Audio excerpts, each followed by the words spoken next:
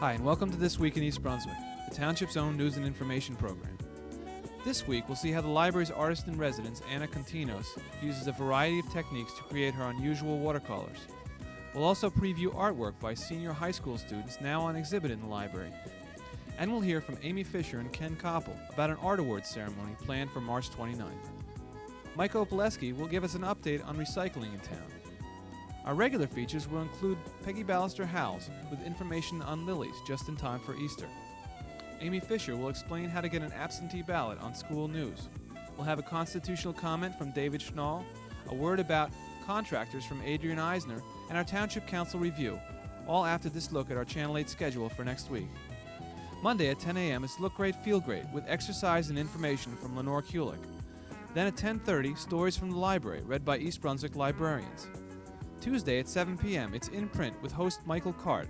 Then, live from the library at 7:30, the PTA-sponsored School Board Candidates Forum, which will be shown again Wednesday evening at 7:30. Then Thursday at 7:30, Let's Talk Health focuses on sudden infant death syndrome with Ken Shalhoub. We'll return next Thursday at 7 and 8 with another edition of This Week in East Brunswick. Now, art goes public in the library with watercolorist Anna Continos. Last weekend, onlookers in the library watched as Anna demonstrated her unique method of painting using ink on paper. Anna explains how the process begins. I am wetting the paper with a large brush, and I'm doing it randomly. And then I'm going to drop some inks on the paper and see what happens. It's a lot of fun to paint this way, but you're taking your chances. You really don't know what's going to happen. Because I've wet the paper, the colors will follow along, pick their own way and follow along and do whatever they feel like doing. Now, I really don't know what I'm doing here. I'm just putting colors, and I hope that something will evolve eventually. Now, these are very pretty colors. I don't know what it'll look like eventually, but I'm going to take a piece of plastic, ordinary plastic. I'm going to put it on here. I'll let it adhere to the paper here. And where the plastic is touching the wet inks, it's going to make some interesting patterns. Now, even though I have used a sheet of paper, a fairly large sheet of paper, I may end up with a painting that takes half of this paper or even a quarter of the paper. It doesn't always work out.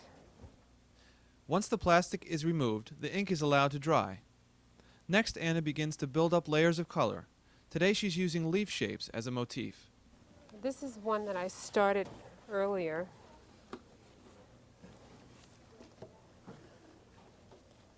It's rather large.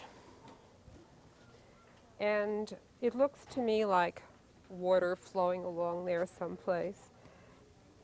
And lately I've been working with leaf shapes, so I think I'm going to put some leaves in here.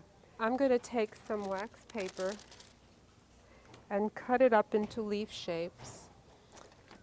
And put them in there and make them appear to be flowing along in the water. All right, if I put some creases in the wax paper, I will get some interesting textural effects.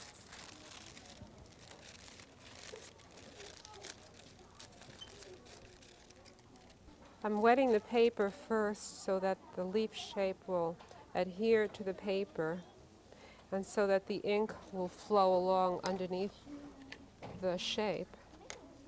Usually when I start a painting, I start with one piece and then I start adding on to what I have started with, and eventually it just keeps growing and growing and growing, and I hope I will end up with something that will work as one whole painting.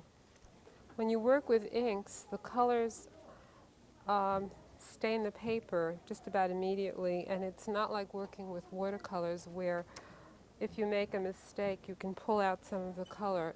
Ink stains and it's there forever. But sometimes you can do something to the ink. You can put another color over it, put white over it, and you may be able to change the look a little bit. One of the most wonderful things about working this way is that it isn't boring.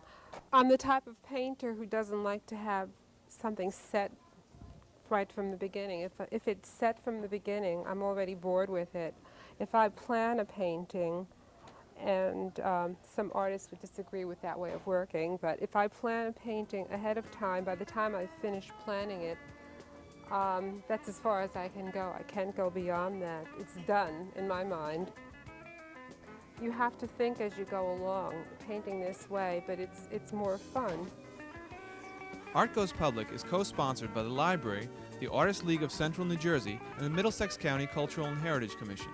For further information about the artists, call 745-4489 and stop by the library April 16th or 17th to meet sculptor Edmund Spiro. Hello, my name is David Schnall and I'm a 9th grader from Churchill Junior High School, and I will be bringing you this week's Constitutional Minute. My topic is on Delaware and Rhode Island, the first and last states to ratify the Constitution. Before the Constitution would become law, 9 states had to ratify it. Delaware is often referred to as the first state because on December 7, 1787, Delaware was the first state to ratify the Constitution, and they did so by unanimous vote. All 9 states had ratified the Constitution by June of 1788. The last of the original 13 states to ratify the Constitution was Rhode Island. Instead of sending a delegate to the Constitutional Convention in Philadelphia, the state voted by popular referendum on March 24, 1788. The Federalists of Rhode Island refused to vote, probably because they wanted to hold a state convention instead of voting by popular referendum. Out of 2,945 votes, only 237 were in favor of ratifying the Constitution. Rhode Island had a strong history of being able to handle its own affairs without a strict set of laws. The people of Rhode Island were afraid that a constitution would strengthen the federal government and weaken that of the states. Rhode Island finally ratified the Constitution over 1 year after Washington had been in office on May 29, 1790. Thank you. Hi, I'm Amy Fisher. I'm the information officer for the school system. With me today is Ken Koppel, our supervisor of practical and visual arts. He's going to tell us about a very special ceremony he has planned. Okay, Ken, what are we going to be doing? On March 29th, Tuesday night at East Brunswick High School, we're going to have an awards presentation for all the children whose work was exhibited at the library. And the children are going to see a slideshow with some of their work featured, and we're going to give them ribbons and certificates and acknowledge their achievements. Well, that's really good, Ken. And have they received special invitations? Yes, they will have received special invitations through the mail to their home. So we look forward to seeing all the children that night. Good. And may other people come to watch them get the awards too? We hope everyone comes, sure. We're looking forward to seeing the whole family. Okay, great. Well, thank you very much. Well, we hope you all come out to East Brunswick High School, 7:30 p.m., March 29th. Thanks for watching. Secondary school art from some of the award winners is currently on display in the library through mid-April. Here's a sampling.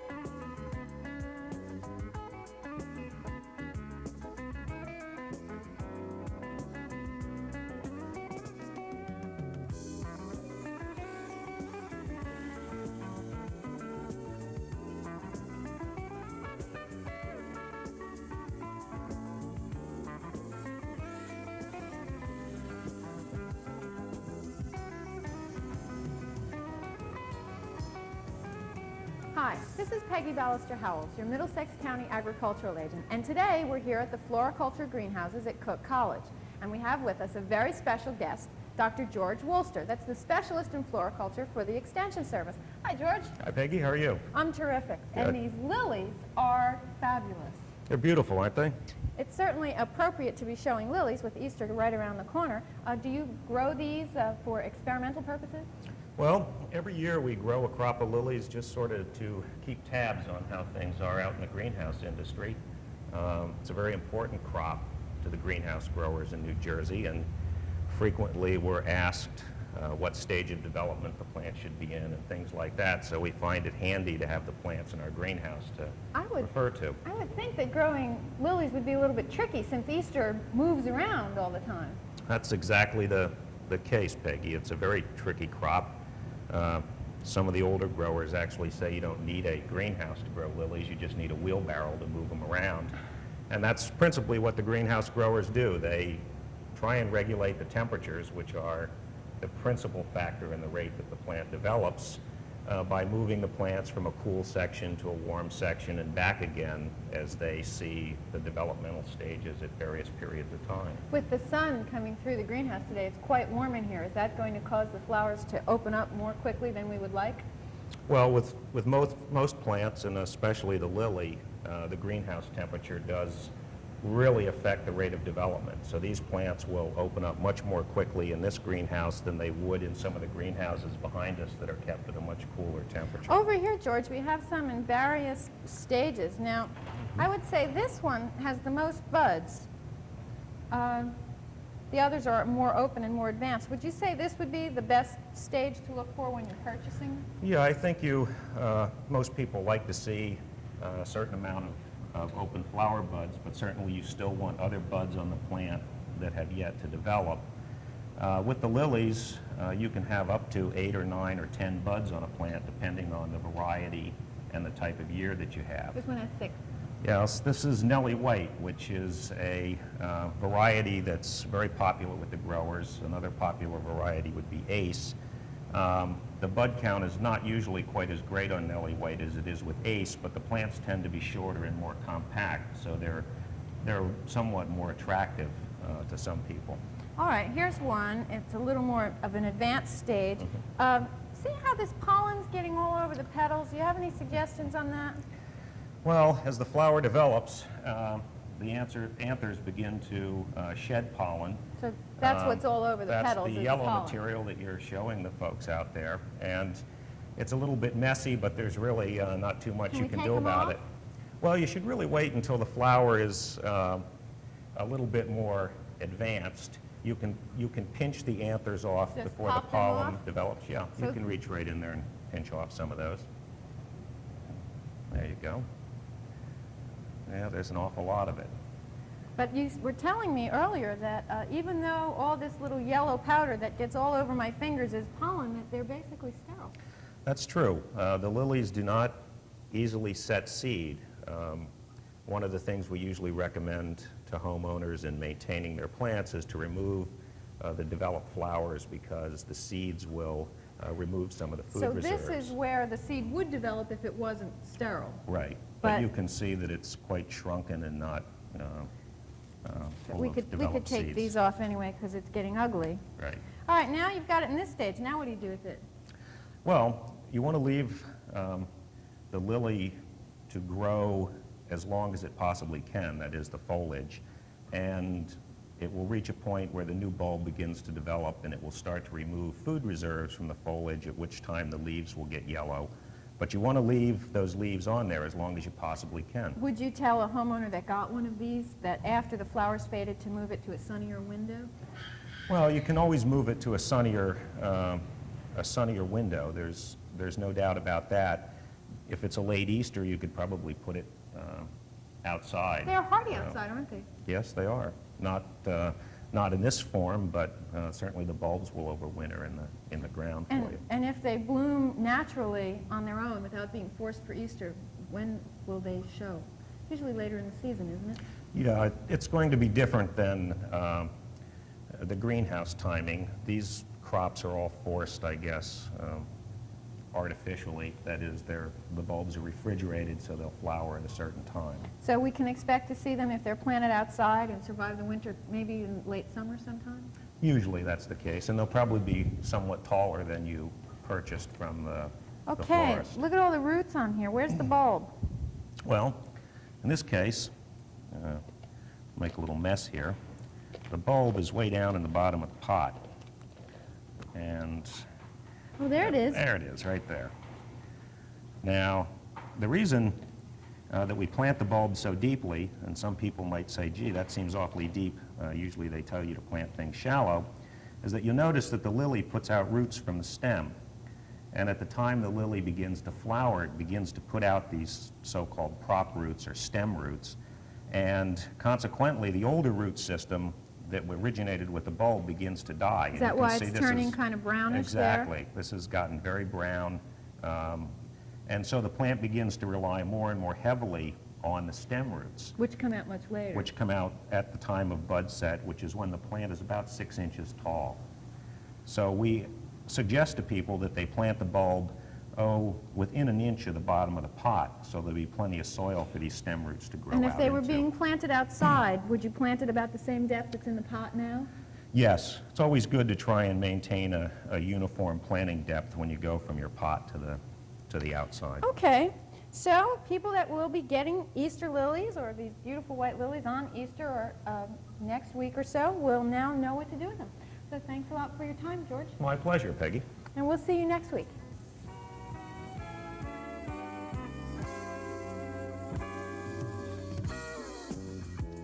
Hi, my name is Mike Opaleski, and I'm the Assistant Director of Public Works and Water Resources for the Township of East Brunswick. What I'd like to discuss today is about the town's effort in recycling in the Middlesex County. I'd like to cover a few areas that you may not be aware of in regards to recycling and why the town is required to recycle. One of the things that we would like to go over is the mandated reductions of waste stream to the Edgeboro landfill. In 1987, there was a few laws passed by the state of New Jersey that precisely was aimed at the Edgeboro landfill. If you can remember back a few months, we did have approximately 1,500 garbage trucks moving into Edgeboro. During the latter part of the year and the beginning of 1988, the landfill was taken over by the Middlesex County Utilities Authority. Presently, there's about 300 trucks a day moving into the landfill. With this reduction, we are looking to save the landfill space. Well, one of the reasons that we have this reduction of 25% of waste in East Brunswick is to maintain Edgeboro as a viable landfill for a few years before the incinerator can be built. How are we going to accomplish this 25% reduction? Well, one of the areas is by recycling. Presently, the Township of East Brunswick has a curbside recycling program. We collect aluminum, glass bottles, which are source separated, and newspaper. We are presently at the Reclamation Center located on Dunham's Corner Road next to the community beach. In the background, you can see some construction going on. This is an area that we're presently building where we can bring in large roll-off containers where the material can be stored. If you will see to the back, you will see a large pile of aluminum as well as glasswares that have been brought to the Township Reclamation Center. That is approximately a 2-week collection of material. The tonnage that has been received from the residents has steadily increased since the initiation of the program in August. We were dealing at that time with less than a half a ton of material, and with today's cooperation of the residents, we are somewhere around 5 tons of material being collected for recycling. The newspaper has been a monumental success. The increase of newspaper has gone from a low of 20 ton to almost 58 ton presently, and that was of January of this year. So you can see we are accomplishing the things that we need in East Brunswick to maintain a viable environment within the town.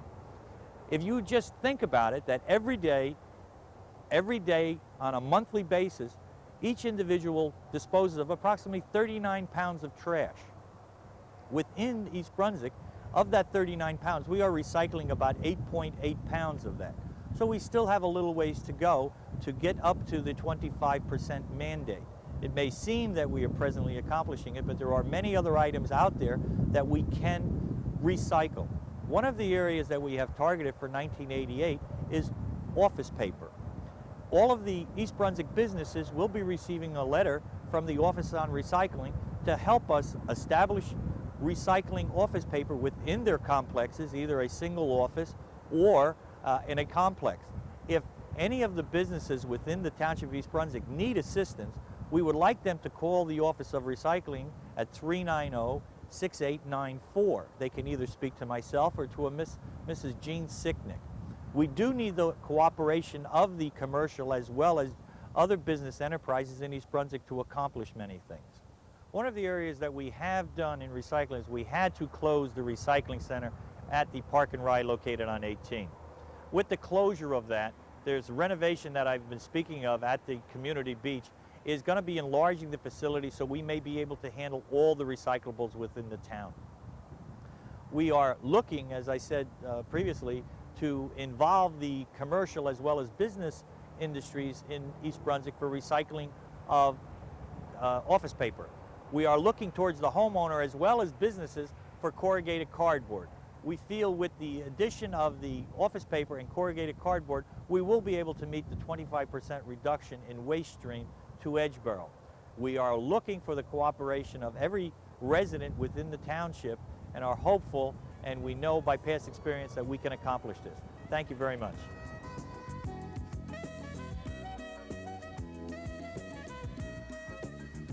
Hi, I'm Amy Fisher. I'm the Information Officer for the school system. I'm here today with a reminder about the annual school election, which will be on Tuesday, April 5th. Polls will be open from 2 to 9 p.m. Schools will be closed for spring vacation during that week. So if you plan to be out of town, we ask that you file for an absentee ballot.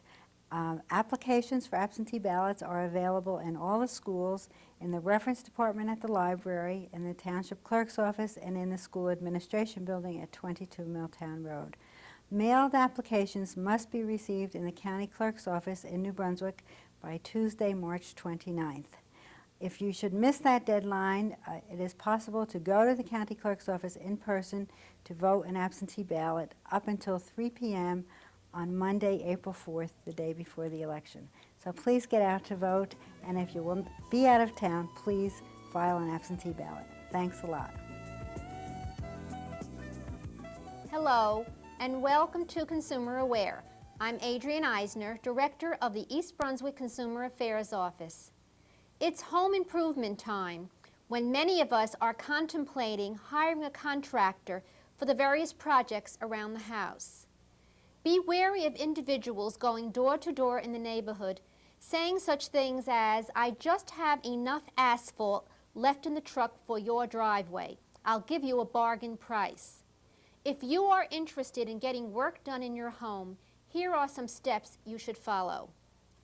Don't be taken in by an unbelievable bargain offer. Deal only with established contractors. Don't trust an operator whose home office is on a truck. Get competing estimates. Ask for references. Try to see completed work. Check the complaint record with the Consumer Affairs Office. Before you sign a contract, and in New Jersey, contracts are required for all home improvement work costing more than $25. Check to see, does the contract heading clearly state the contractor's name, address, and telephone number? Is the date of the contract filled in? Does the contract clearly state when the job will begin and how much time is estimated for completion? Are all advertised or verbal representations, guarantees, and warranties spelled out and made a part of the contract? Are both labor and material guaranteed against defects or poor workmanship? On brand-named items, will the contractor provide manufacturer's warranty cards for you to complete and mail in?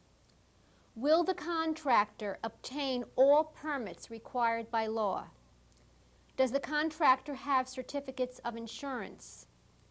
In making payments, keep these tips in mind. Keep deposits small regardless of the total amount of the contract. Match subsequent payments to the progress of the job. under no circumstances be pressured to sign or inadvertently sign a completion certificate until the job is finished. If you are financing the job, comparison shop for the cost of credit and scrutinize all conditions of any loan agreement.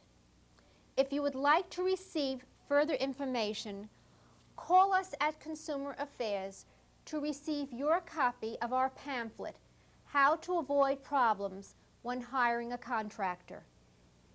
The telephone number is 390-6954.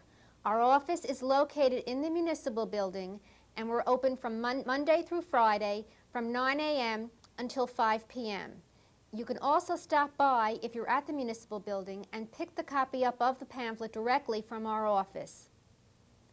Thank you for joining me on Consumer Aware. See you again next time.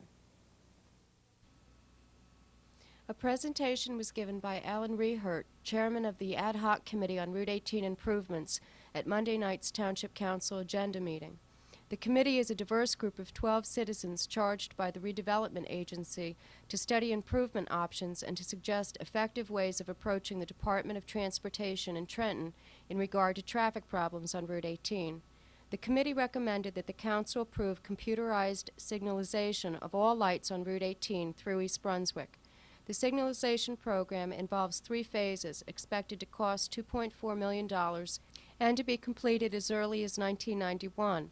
Mayor William Fox emphasized the township funding for improvements to Route 18 would be drawn from host community benefits from Edgeboro landfill and would not exceed $2.8 million.